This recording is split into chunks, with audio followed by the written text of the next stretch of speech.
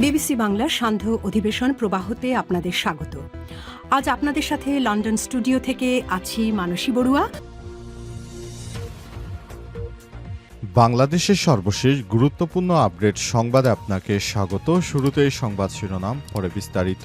প্রথমে জানাবো আমাদের হাতে থাকা সর্বশেষ গুরুত্বপূর্ণ সবথেকে তাজা আপডেট সংবাদ। আলোচনার মাধ্যমে রাজনৈতিক সমস্যা সমাধান করা হবে বলে জানিয়েছেন প্রেস সচিব। পিয়ার পদ্ধতিতে নির্বাচনের দাবিতে আজ জামাত ইসলামের পক্ষ থেকে বিক্ষোভ করা হয়েছে। এরপরই অন্তর্বর্তীকালীন সরকারের প্রধান উপদেষ্টার প্রেস সচিব শফিকুল আলম জানিয়েছেন এসব সমস্যা আলোচনার মাধ্যমে সমাধান করা হবে। ইতিমধ্যে ঐক্যমত কমিশনের মেয়াদ বাড়ানো হয়েছে। এরপর জানাবো দুর্গাপূজা নিয়ে পার্শ্ববর্তী দেশ থেকে গুজব ছড়ানো হচ্ছে বললেন স্বরাষ্ট্র উপদেষ্টা। স্বরাষ্ট্র উপদেষ্টা লেফটেন্যান্ট জেনারেল জাহাঙ্গীর আলম চৌধুরী জানিয়েছেন আমাদের পার্শ্ববর্তী একটি দেশ থেকে বাংলাদেশের বিরুদ্ধে দুর্গাপূজা উপলক্ষে বিভিন্ন মিথ্যা তথ্য ছড়ানো হচ্ছে। এ বিষয়ে বাংলাদেশের জনগণ সতর্ক বলে জানিয়েছেন তিনি। এদিকে চট্টগ্রামে বাংলাদেশ যুক্তরাষ্ট্র বিমান বাহিনীর যৌথ মহড়ায় ইনক্যাপ সিরিমনি। চট্টগ্রামের আনোয়ারা উপজেলা স্বাস্থ্য কমপ্লেক্সে বাংলাদেশ বিমান বাহিনী ও যুক্তরাষ্ট্রের প্যাসিফিক এয়ারফোর্সের যৌথ উদ্যোগে উন্নয়নমূলক সংস্কার ও ইনক্যাপ সিরিমনি অনুষ্ঠিত হয়েছে। এবারে জানাবো নাগরিকত্ব নিয়ে টিউলিপের মিথ্যাচারের প্রমাণ, নতুন সংকটে লেবার পার্টি। ব্রিটেনে লেবার সরকার আবারও বড় ধরনের সংকটে পড়েছে। দেশটির প্রধানমন্ত্রী কেয়ার স্টারমারের সাবেক দুর্নীতি দমনমন্ত্রী ও এমপি টিউলিপ সিদ্দিকের বিরুদ্ধে বাংলাদেশি নাগরিকত্ব নিয়ে মিথ্যাচারের অভিযোগ উঠেছে।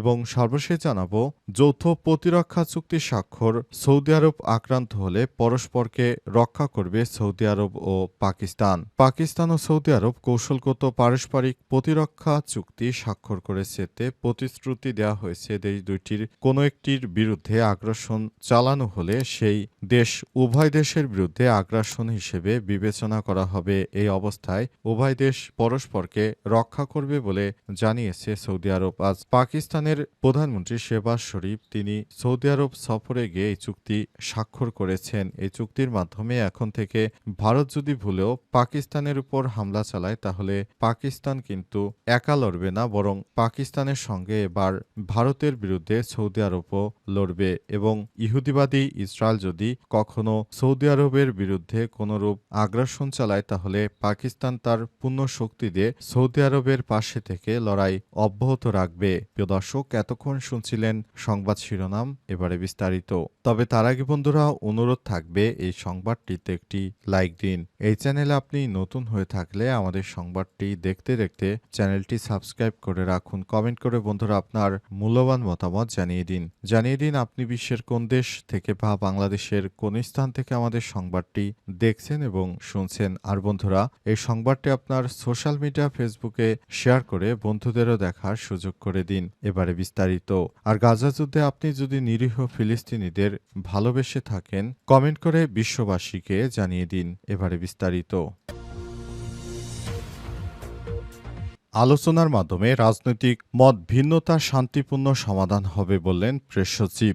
জাতীয় ঐক্যমত কমিশনের সঙ্গে রাজনৈতিক দলগুলোর আলোচনা এখনও চলমান রয়েছে এবং এই আলোচনার মাধ্যমে রাজনৈতিক মত ভিন্নতার শান্তিপূর্ণ সমাধান আসবে বলে জানিয়েছেন প্রধান উপদেষ্টা প্রেস সচিব শফিকুল আলম। ফেব্রুয়ারিতে জুলাই সনদের ভিত্তিতে জাতীয় নির্বাচন অনুষ্ঠান সহ কয়েক দফা দাবিতে জামাতের ইসলামী ও অন্যান্য দলের বিক্ষোভ কর্মসূচি সংক্রান্ত এক প্রশ্নের জবাবে সব কথা বলেন প্রেস সচিব। বৃহস্পতিবার 18 সেপ্টেম্বর রাজধানীর তেজগাঁয়ে প্রধান উপদেষ্টার কার্যালয়ে উপদেষ্টা পরিষদের বৈঠক অনুষ্ঠিত হয়। সভা শেষে প্রেস সচিব ফরেন সার্ভিস একাডেমিতে সাংবাদিকদের ব্রিফ করেন। প্রেস সচিব বলেন, আমরা আশাবাদী যে ঐক্যমত্য কমিশনের সঙ্গে রাজনৈতিক দলগুলোর আলোচনার মাধ্যমে সবকিছু সমাধান করা হবে।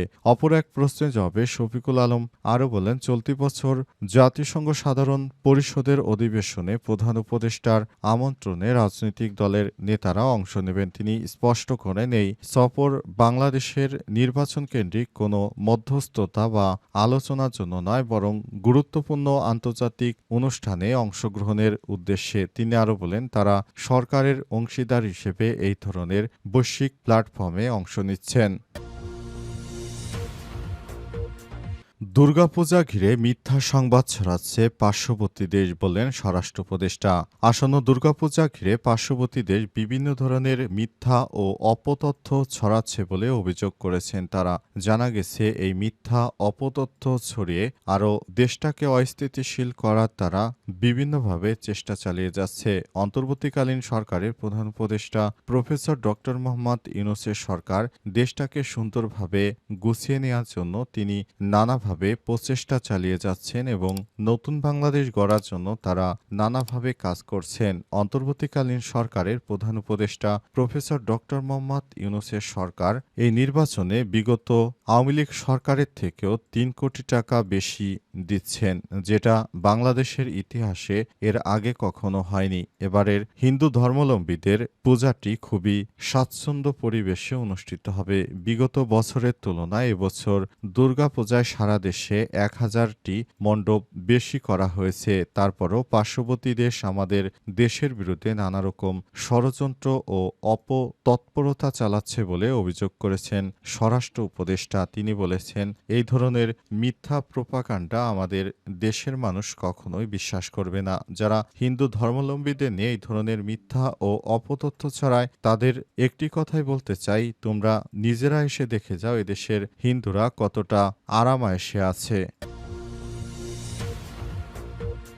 চট্টগ্রামে বাংলাদেশ ও যুক্তরাষ্ট্র বিমান বাহিনীর যৌথ মহড়ায় ইনক্যাম্প সিরিমনি। চট্টগ্রামের আনোয়ারা উপজেলা স্বাস্থ্য কমপ্লেক্সে বাংলাদেশ বিমান বাহিনী ও যুক্তরাষ্ট্রের প্যাসিফিক এয়ার ফোর্সের যৌথ উদ্যোগে উন্নয়নমূলক সংস্কার ও ইনক্যাপ সিরিমনি অনুষ্ঠিত হয়েছে। আজ চলমান ৭ দিনব্যাপী যৌথ মহড়া ও অপারেশনাল প্যাসিফিক অ্যাঞ্জেল ২৫/৩ এর অংশ হিসেবে এই যৌথ অনুষ্ঠানের আয়োজন করা হয়। অনুষ্ঠানে প্রধান অতিথি হিসেবে উপস্থিত ছিলেন বিমান বাহিনীর ঘাঁটি জহুরুল হকের এয়ার অধিনায়ক air vice marshal Haider Abdullah. তিনি সংস্কারকৃত স্বাস্থ্য কমপ্লেক্স পরিদর্শন করেন এবং বাংলাদেশ বিমান বাহিনীর মানবিক কার্যক্রম ও আন্তর্জাতিক সহযোগিতার গুরুত্ব তুলে ধরেন। ইনক্যাপ প্রোগ্রামের আওতায় স্বাস্থ্য কমপ্লেক্সের অবকাঠামো সংস্কার, ভবন মেরামত, স্যানিটেশন উন্নয়ন এবং আধুনিক চিকিৎসা সরঞ্জাম সংযোজন করা হয়েছে। এর ফলে স্থানীয় জনগণ আরও উন্নত স্বাস্থ্যসেবা গ্রহণে সক্ষম হবে।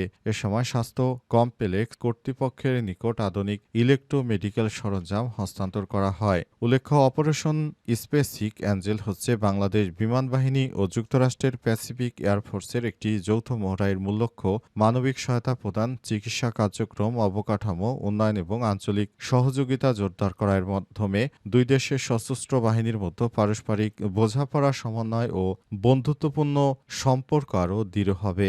অনুষ্ঠানে বাংলাদেশ বিমান বাহিনী ও যুক্তরাষ্ট্রের প্যাসিফিক এয়ার ফোর্সের উচ্চপদস্থ কর্মকর্তাসহ বিভাগীয় স্বাস্থ্য পরিচালক, সিভিল সার্জন অফিসের প্রতিনিধি, স্থানীয় প্রশাসন সদস্য ও বিভিন্ন পর্যায়ের বেসামরিক ব্যক্তিবর্গ উপস্থিত ছিলেন। নাগরিকত্ব নিয়ে টিউলিপের মিথ্যাচারের প্রমাণ, নতুন সংকটে লেবার পার্টি। ব্রিটেনে লেবার সরকার আবারও বড় ধরনের সংকটে পড়েছে। দেশটির প্রধানমন্ত্রী কেয়ার স্টারমারের সাবেক দুর্নীতি দমন ও এমপি টিউলিপ সিদ্দিকের বিরুদ্ধে বাংলাদেশি নাগরিকত্ব নিয়ে মিথ্যাচারের অভিযোগ উঠেছে। রাজধানী ঢাকার সরকারি নথিতে দেখা গেছে, টিউলিপ সিদ্দিক লন্ডনে ২০০১ সালের সেপ্টেম্বরে মাত্র ১৯ বছর বয়সে বাংলাদেশি পাসপোর্ট পান এবং ২০১১ সালের জানুয়ারিতে তার নামে জাতীয় পরিচয়পত্র ইস্যু করা হয়। সংক্রান্ত নথির কপি দ্য টাইমস অব বাংলাদেশের একাধিক সংবাদ মাধ্যমে প্রকাশিত হয়। টিউলিপ সিদ্দিক এই বছরের জানুয়ারিতে মন্ত্রীর পদ থেকে সরে দাঁড়াতে বাধ্য হন। তিনি তখন বলেছিলেন তিনি বড় কোনো বিভ্রান্তির কারণ হতে চান না। অভিযোগ রয়েছে, বাংলাদেশে তখনকার প্রধানমন্ত্রী শেখ হাসিনাকে নিয়ে তিনি বলেছেন তিনি নাকি তার কখনো খালামণির সঙ্গে দেখা করেননি, কিন্তু দেখা দেখা গেছে তিনি গোপনে মাঝে মধ্যেই ঢাকায় আসতেন। অবশেষে তার সব মিথ্যাচারের বিভিন্ন বিষয় সামনে আসতে থাকে। এরপরই এবার বিপাকে পড়েছে লন্ডনে কিয়ার স্টারমারের সেই লেবার পার্টি। লেবার পার্টির পক্ষ থেকে টিউলিপ সিদ্দিকের মিথ্যাবাদিতা নিয়ে এবার বিভিন্ন বিদেশি গণমাধ্যমে একের পর এক নতুন করে নিউজ বের হচ্ছে। এতে বিপাকে পড়েছেন তিনি। তিনি বলেছেন, আমি যদি কখনোই জানতাম তিনি এই ধরনের মিথ্যা অপতৎপরতা চালাচ্ছেন তাহলে কখনোই তাকে আমরা মন্ত্রী হিসেবে মনোনয়ন দিতাম না। তাই এখন বিশ্বের কাছে কিয়ার স্টারমার নিজেও বড় ধরনের ফ্যাসাদে পড়ে গেলেন, কারণ তিনি টিউলিপ সিদ্দিকীকে মন্ত্রিত্ব দিয়ে বরং টিউলিপের মতো নিজেও অনেক বিপাকে পড়েছেন।